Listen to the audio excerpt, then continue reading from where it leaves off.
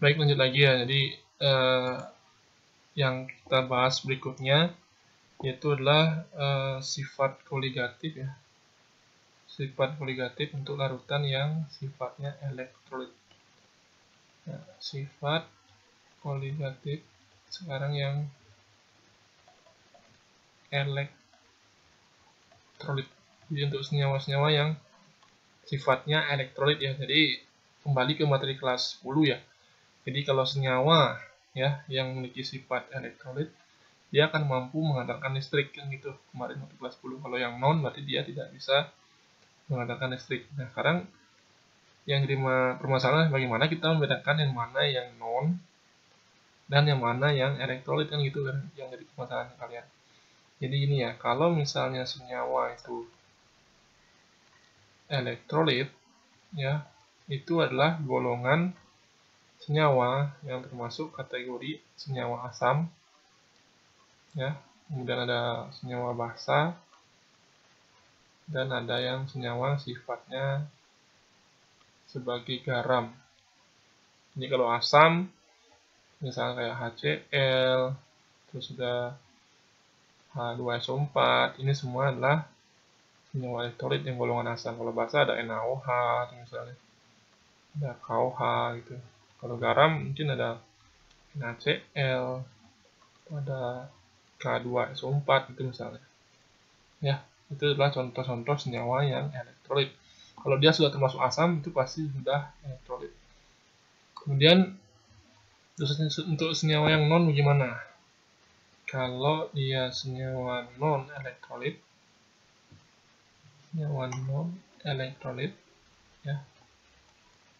itu adalah golongan senyawa ya di mana mereka itu tersusun oleh unsur ini. Ada unsur karbonnya, hidrogennya, oksigennya, ada nitrogennya, ada sulfur, ada fosfor, ada F, ada Cl, Br, dan ada I. Ini adalah penyusun-penyusun ya, unsur-unsur penyusun yang membentuk senyawa non elektrolit. Contohnya kayak gula misalnya, saya ubahnya. Misalnya gula itu kan rumusnya atau glukosa C6H12O6 ya. Jadi C ada, H ada, O ada ya, sesuai dengan yang tadi yang ini ya, C, H, O nya ada kan. Kemudian apalagi contoh lainnya urea, misalnya urea kan CO N H 2 kali ya. Ini glukosa contohnya yang sering ya, glukosa. Ini adalah urea ya, memiliki rumusnya ini ya, CO sama N ada termasuk. Sekarang berikutnya ada gula ini, gula sukrosa misalnya C12H22O11 ya. Ini juga sukrosa. Ini adalah senyawa yang sifatnya adalah non elektrolit ya. Jadi yang penting dia termasuk inilah, termasuk unsur-unsur yang tadi itu yang ada berapa nih, ada 10 nih ya unsurnya. Kalau misalnya ada unsur senyawa yang tidak termasuk di sini unsur-unsurnya, berarti dia golongan elektrolit berarti ya. Itu dulu yang bisa kalian pahami untuk membedakan yang mana senyawa non elektrolit, yang mana senyawa elektrolit. Nah, sekarang apa permasalahannya kok kita bisa membedakan sifat koligatif ini? Yang membedakan mereka ini adalah jumlah zat larutnya. Ini yang membedakan dua senyawa ini. Jumlah zat larutnya ini kan beda. Jumlah zat terlarutnya. Dimana nanti jumlah zat larut yang senyawa elektrolit itu kan selalu lebih banyak. Senyawa elektrolit itu selalu lebih besar atau lebih banyak. Lebih banyak dibandingkan yang non. Nah, tanya kenapa bisa demikian gitu kan? Kok bisa yang elektrolit lebih banyak? Pertama itu karena kemampuan dia terionisasi. ya. Jadi si elektrolit ini dia dapat terionisasi, beda dengan yang non. Non itu tidak bisa terionisasi. Maksudnya gini misalnya, masuk kata terionisasi ya, senyawa elektrolit mampu terionisasi. Jadi contohnya misalnya kayak NaCl. NaCl ini kalau misalnya larut dalam air, dia akan berubah menjadi ion Na+ sama ion Cl-. Dia mampu terurai seperti ini. Kalau misalnya si non elektrolit itu dia tidak akan terionisasi dia, ya, karena dia tidak bisa membentuk ion, makanya dia tidak bisa mengantarkan arus listrik. Nah, bedanya kalau NaCl itu dia bisa, ya, karena elektrolit itu bisa terurai jadi dua, sehingga kalau misalnya dia si NaCl nih, kita misalnya hitung awalnya itu konsentrasinya 0,1 molal misalnya, ini juga sama 0,1 molal, ya, kalau kita buat larutannya, yang ini 0,1, ini juga 0,1 misalnya. Kalau misalnya dalam air, NaCl tidak akan 0,1 molar dari jumlah totalnya dia. Terus berapa pertanyaan Pak? Gitu. Dia dipengaruhi oleh jumlah ionnya. Di jumlah ionnya saya simbolkan dengan N ya. N. Nah, ini ada dua ion, satu ion Na+ dan satu ion Cl-. Jadi totalnya dia punya N-nya ada sama dengan 2, karena 2 ion. Satu ion positif dan satu ion negatif. Totalnya ada 2. Sehingga konsentrasinya dia yang sebenarnya itu adalah molal sama dengan 2 dikali 0,1. Jadi aslinya dia memiliki konsentrasi sebanyak 0,2 molar. Ya. Jadi otomatis dia lebih besar dibandingkan yang urea. Inilah yang menyebabkan nanti sifat koligatifnya itu kan berbeda dengan yang non elektrolit tadi. Akan dipengaruhi oleh itu ya. Kan kemarin kan pengertiannya kalau sifat koligatif itu kan dipengaruhi oleh jumlah zat larut. Makanya si elektrolit kan lebih banyak jumlahnya, dia akan sangat berbeda dengan yang non elektrolit. Ya. Nah, sekarang bagaimana kita menghitung perbedaan itu? Karena itu masalah. Gimana kita menghitung bedanya ini? Bentar.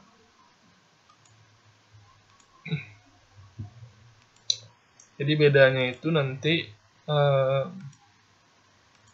kita hitung dengan suatu faktor, ya. Jadi perbedaannya itu kita hitung dengan suatu faktor yang kita sebut sebagai faktor Van Hoff. Jadi si Van Hoff ini yang menemukan perbedaan tadi, ya, kenapa elektrolit lebih banyak tadi, karena kemampuan dia terionisasi ya. Kalau bahasa ininya kan terurai gitu. Jadi yang membedakan itu adalah elektrolit mampu terionisasi. Jadi senyawa elektrolit itu memiliki nilai alfa atau derajat ionisasi.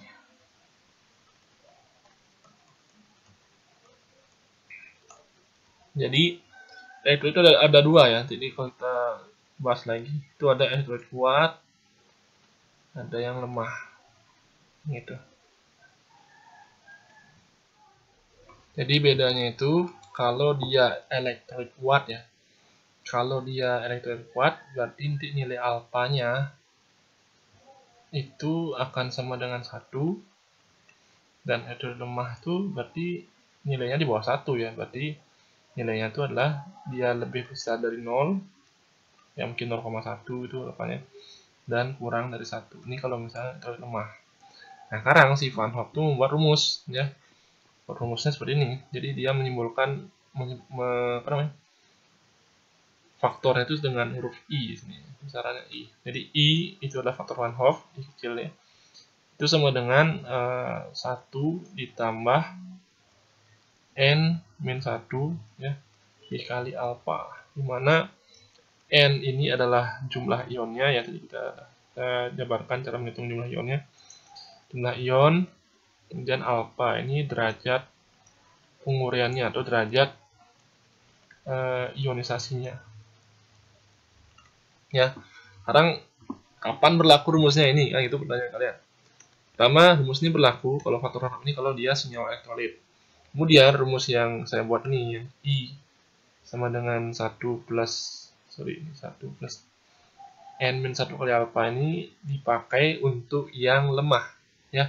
Jadi kalau misalnya dia senyawanya elektrolit lemah, kita hitung I-nya dengan rumus ini. Dan kalau yang kuat bagaimana, Pak? Itu pertanyaannya kan. Kalau yang kuat lebih mudah ya. Jadi nilai faktor Van Hoff-nya akan sebanding dengan jumlah ionnya saja. Jadi kalian tinggal menghitung jumlah ionnya. Nah, pertanyaan baru lagi misalnya. Gimana kita membedakan yang lemah sama kuat, Pak? Kan itu pertanyaannya. Pertama, kalau dia lemah, ya di soal itu akan dicantumkan ya nilai alfanya berapa. Misalnya senyawa A dilarutkan dalam air terurai 50%. Oh, berarti dia lemah. Senyawa B terurai dalam air 80%. Berarti dia lemah. Kalau dia kuat, ya, dia tidak akan disebutkan.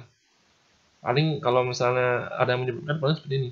Senyawa A terurai sempurna dalam air atau terurai sempurna dalam pelarutnya. Oh, berarti dia sudah termasuk yang kuat. Oh, berarti alfanya sama 1, berarti I-nya akan sama dengan N. Ya. Jadi kalau yang lemah pasti disebutkan derajat ionisasinya berapa. Jadi kalian hitung dulu I-nya dengan rumus yang ini. 1 plus N-1 kali alfa. Ya, ini ada juga yang cara ngitung kadang-kadang siswa. Cara ngitung nih ya loh. Kerjakan dulu dalam kurung nih N-1, kalikan dulu alfa baru tambah 1. Jangan diterobos nih 1 tambah langsung kali alfa, itu salah. Ya, sering kali saya lihat kesalahan seperti itu. Oke, jadi ini yang membedakan dia dengan yang non elektrolit ya, faktor Van Hoff ini. Nah, sekarang di mana aplikasinya? Ya, kan saya bahas dulu gimana aplikasi faktor Van Hoff ini. Jadi faktor Van Hoff ini kita pakai di bentar ya. Ini rumus yang awal ya. Jadi kalau misalnya kita ngitung sifat koligatif warna hijau nih.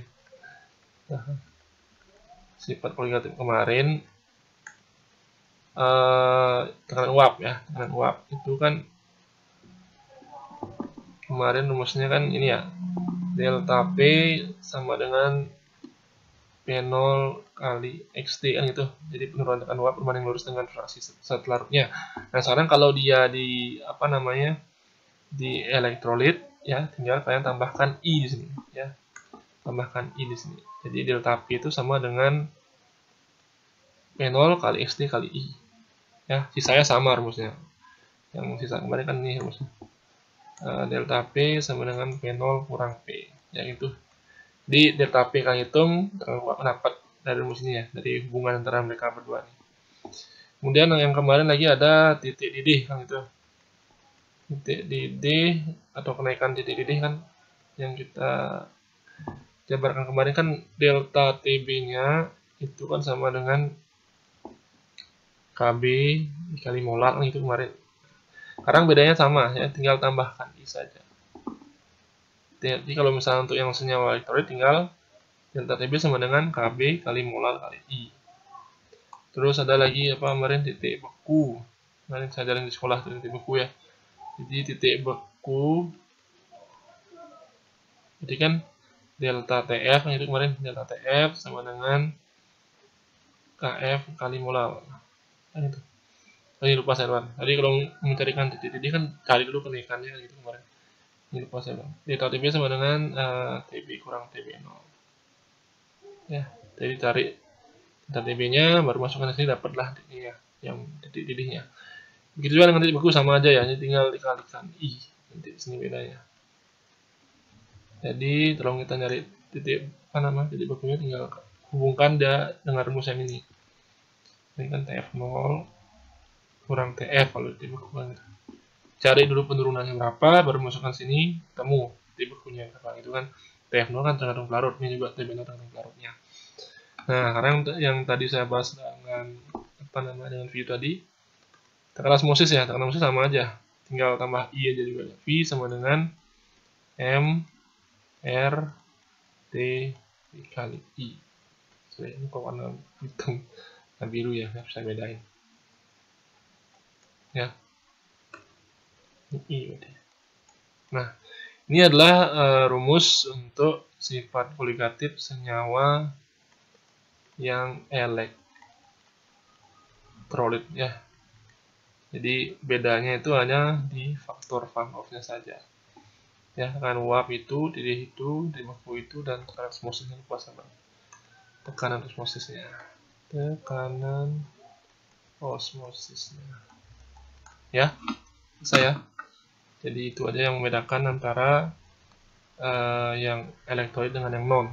Intinya pahami dulu cara membedakan yang mana senyawa elektrolit dan senyawa yang sifatnya non elektrolit.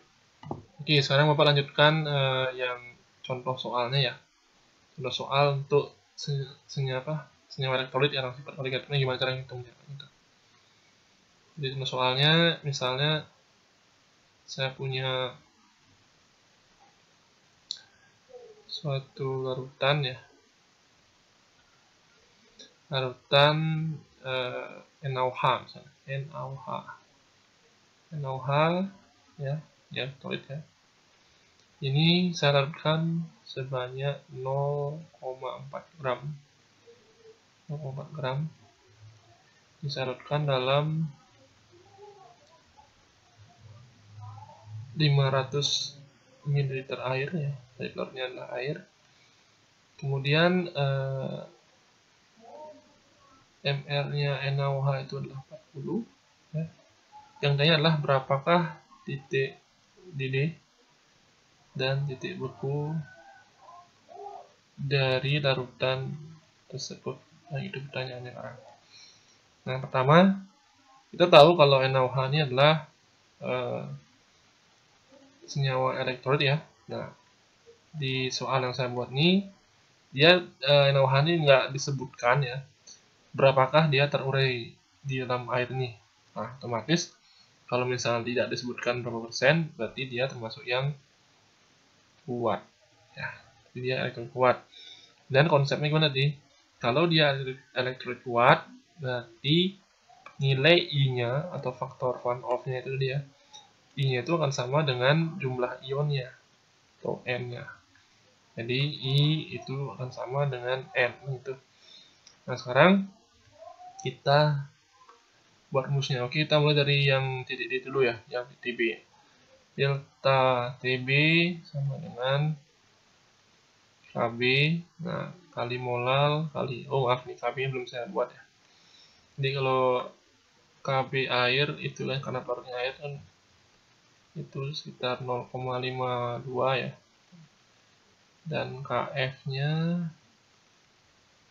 si air itu adalah 1,86 derajat Celcius per molar. Ini sudah ya, jadi delta TB sama dengan ini kan karena KB yaitu 0,52 dan molar rumusnya kemudian apa? Sama ya, gram per mr ya. Ini gramnya tadi berapa tadi saya buat? 0,4 ya. Jadi di sini bentar, 0,4 per 40 dikali 1000 per volumenya dia. Ini ya, karena ini molal, jangan lupa 1 gram itu setara dengan 1 mili. Karena ini rumusnya molal kan 1000 per P atau massa pelarut, berarti ini 500 gram ya. 500 ya dikali I-nya. Nah, I-nya sekarang gimana cara ngitung gitu pertanyaannya. Kan NaOH. Ini kalian harus bisa buat reaksi ionisasi ya. Karena kalian udah kelas 3 harusnya sudah fasih ya kita membuat reaksi ionisasi itu kayak gimana. Jadi NaOH itu kan menjadi ion Na+ sama ion OH-. Nah, total ionnya ada 2 ya. Satu yang positif, satu yang negatif, 2. Berarti ini dikali 2 karena I-nya sama dengan N ya. Oke, ini jadinya berapa nih? 0,4 per 40 itu 0,01 ya. Kemudian ini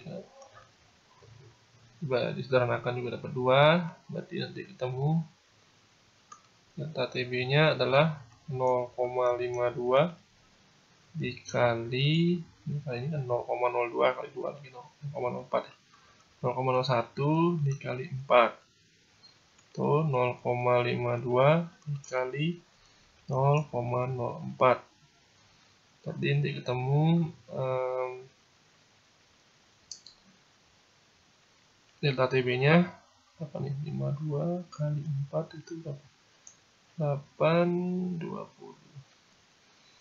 208 ya. Karena ini ada 4 angka koma, berarti 0,0208 derajat Celcius. Ini saya hapus saudaranya. Nah, sekarang dapat dah sekarang TB-nya berapa ya? Jadi tadi kan ada rumus ini. Delta TB sama dengan TB kurang TB0. Berarti ini 0,0208 sama dengan ini tanya. Nah, TB0 nya berapa? Karena ini air dari saya bilang ya, di 100 ya. Nah, air menjadi pada 100, ketemulah TB nya. TB sama dengan 100 ditambah 0,0208. Jadi ketemunya 100,0208 ya.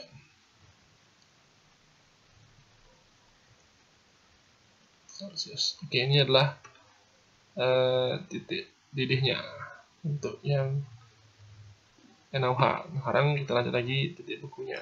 Sama aja ya, titik beku tuh tinggal masih rumus yang tadi aja ya. Berarti kan titik beku berarti kan adalah TF sama dengan KF kali molal kali I karena dia elektrolit. Dan kita hitung KF-nya tadi 1,86, molalnya sama tadi ya 40 0,4 ya berarti ya 0,4 per 40 kali 1000 per 500 dikali 2 karena ini sama dengan 2 coret-coret 2 coret-coret 0,01 ya, jadi inti 1,86 dikali 0,01 kali 4, jadi 1,86 dikali 0,04. Ini berapa nih? 1,86 kali 4 aja dulu, 42 47. Oke, 744 berarti ini dua angka 0,0744 derajat Celcius. Kemudian kita hitung titik bekunya dengan TF0 kurang TF. Jadi TF itu akan sama dengan TF0 min delta TF-nya gitu. Berarti karena pelarutnya air di 0, karena suhu air membeku pada suhu 0, min 0,0744 ya. Jadi jawabannya adalah minus 0,0744 ya. Itu caranya kalau kita ingin menentukan titik beku dan titik didih dari senyawa elektrolit. Nah, ini kan kasusnya yang mudah nih, karena di sini kita anggap dia itu adalah elektrolit kuat. Dia tidak disebutkan ya apa namanya derajat ionisasinya ya. Nah, sekarang bagaimana kasusnya yang elektrolit lemah atau yang kita hitung I dengan rumus tadi ya. Nah, itu gimana? Oke, baik, saya lanjutkan lagi untuk contoh soal yang elektrolit lemah ya. Jadi misalnya saya punya larutan elektrolit lemah. Misalnya satu bejana berisi larutan elektrolit lemah ya. Anggap saja asam asetat ya, CH3 COH ya. Ini contoh adalah elektrolit lemah, dia terurai misalkan saja 60% ya. Ada kata itu terurai 60% dalam air. Kemudian ini saya larutkan sebanyak 60 gram. 60 gram dalam ini airnya anggap 250 ml air. Ya, terurai 60% dengan massa sebanyak 60 gram. MR-nya si asam asetatnya adalah 60. Oke, mungkin ada yang bertanya, Pak, ini kan tadi kan ada unsur C, ada unsur H, ada unsur O. Ini kan unsur-unsur yang menyusun non-elektrolit, Pak. Kok bisa dikatakan ya senyawanya elektrolit? Ini karena sifat asam ini. Ini kan saya bilang kalau elektrolit berarti kan dia tergolong asam, basa, atau garam. Meskipun dia tersusun oleh CHO, tapi kalau dia termasuk asam berarti dia termasuk elektrolit ya. Oke, ini sekarang kita kita yang larutkan ini. Yang dari adalah ini pada suhu berapa misalnya. Nah, airnya itu pada suhu berapa, 27 misalnya. Sekarang pertanyaan, berapakah tekanan osmotiknya? Ya, berapakah tekanan osmotik dari larutan asam asetat ini, itu misalnya. Jadi langkah awalnya adalah karena ini senyawa elektrolit, ya. Jadi kita uraikan dulu, ya. CH3COOH ini kita akan uraikan menjadi H+, ya, karena ini asam, ya. H+ tambah CH3COO-, ya. Dan dia terdapat 2 ion, ya, karena 1 ion positif dan 1 ion negatif. Jadi kalau misalnya nanti ada soal ketika kalian uraikan nanti ada 2 H+ atau 2 ini, berarti dia jumlahnya ada 3, ya. Jadi angka 2 ini dihitung, bukan ininya, ya, koefisiennya ini dihitung, ya. Oke. Kemudian setelah kita tahu jumlah ionnya berapa, baru kita ngitung I-nya. I itu faktor Van Hoff-nya, ya. I rumusnya 1 plus N-1 dikali alfa. Berarti ini 1 tambah tadi N-nya 2 kan, 2 kurang 1. Nah, alfanya kan 60%. 60% itu akan setara dengan 0,6, ya. Jadi ini alfa 0,6. Jadi jadinya 1 tambah 2 kurang 1 1 kali 0,6, jadinya 0,6 dan dapatnya 1,6. Jadi I-nya adalah 1,6. Ini cara ngitung I. Nah, setelah dapat I-nya 1,6 baru rumusnya. V sama dengan M R T kali I. Tinggal tambah ini dia. Dan M-nya berarti tadi kan masanya 60 per 60, 0,6 saya berarti. Oh enggak, 60 benar. 60 per 60, ya. Kebetulan M 60 sama. Dikali 1000 per volumenya dia. Volumenya tadi 250, ya kalau nggak salah. Oh ya benar. 250 kali R-nya 0,082. D dalam Kelvin, ya, 27 tambah nih. 27 tambah 273 dapat 300 cm. Ini kali 300 dikali 1,6. Kita coret dulu. 4, ini 1, ya. Jadi nanti saya buat sebelahnya aja. V-nya sama dengan 1 kali 4, 4. 4 kali 0,082 kali 300 kali 1,6. Ini apa dapat nih? Dari 4 dikali ini kali ini berapa nih? 82 kali 3 246, ya. Berarti 24,6, ya. 24,6 dikali 1,6. Nah, kita kalikan satu-satu nih. Jadi 246 kali 4 itu 4, 2, 18, 1984, ya. Ya, benar. 1984 kali 1,6 atau kali 16 langsung, ya. Ini 4, 2, 48 tambah 2, 0, 5, 9 kali 6, 54 tambah 5, 59 tambah 4, 8, 9. 4, 17, 15, ya. 1, 5, 7, 4, 4. Dan dia terdapat 2 angka, berarti ini dengan koma, ya. Wah, tinggi sekali, ya. Ya wajar karena subtat lumayan banyak. Ya, 157,44 atm.